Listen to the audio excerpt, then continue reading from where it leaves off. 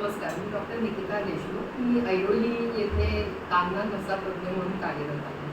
आता पावसाळा जवळ आलेलाच आहे. तर पावसाळ्यामध्ये आपण असं पाहतो की कानामध्ये बुरशीचं प्रमाण बऱ्याच जास्त प्रमाणात दिसतं आणि एस्पेशली आपल्या मुंबईमध्ये जिथे ह्युमिडिटी खूप जास्त आहे तिथे बुरशी वारंवार होण्याचे पण चान्सेस असतात. तर यासाठी आपण काय काय काळजी घ्यायला पाहिजे हे आपण या व्हिडिओमार्फत पाहणार आहोत. कानाचे 3 भाग असतात, बाहेरचा कान, मधला कान आणि आतला कान. बुरशीचा जो प्रॉब्लेम असतो तो प्रामुख्याने बाहेरच्या कानामध्ये आढळतो.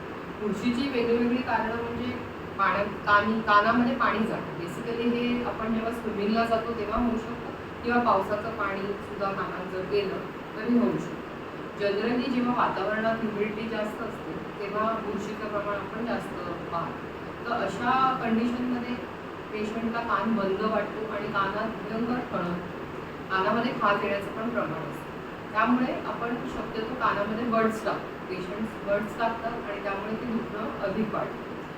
बुरशीचं प्रमाण हे जे मधुमेहाचे पेशंट असतात त्यांच्यामध्ये पण खूप जास्त प्रमाणात आढळतं.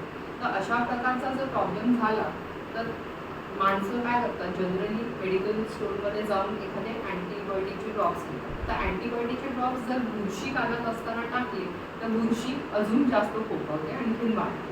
त्यामुळे अशा प्रकारचा प्रॉब्लेम असेल तर तुम्ही तुमच्या कानाघसा तज्ज्ञाला जाऊन दाखवणं, कान साफ करून घेणं हे अतिशय महत्त्वाचं आहे.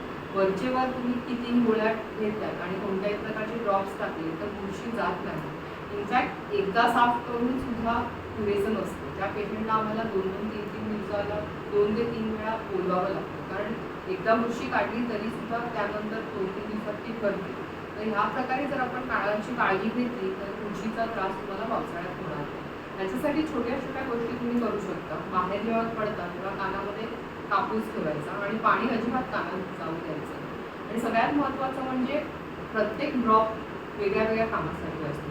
मळासाठी वेगळा ड्रॉप असतो, कानाच्या बॅक्टेरियल इन्फेक्शनसाठी वेगळा असतो, फंगल इन्फेक्शनसाठी वेगळा असतो. त्यामुळे असंच जनरल जाऊन कानामधले ड्रॉप्स आणणं आणि टाकणं हे मी अजिबात रेकमेंड करणार. तर बुरशीपासून सावधान राहणं खूप आवश्यक आहे आणि पावसाळ्याच्या सीझनमध्ये स्विमिंगला वगैरे शक्यतो जाऊ नये, कारण आधीच बुरशीचं प्रमाण जास्ती असतं. तर ही सर्व जर काळजी आपण घेतली तर आपला पावसाळा व्यवस्थितपणे पार पडू शकतो. थँक्यू.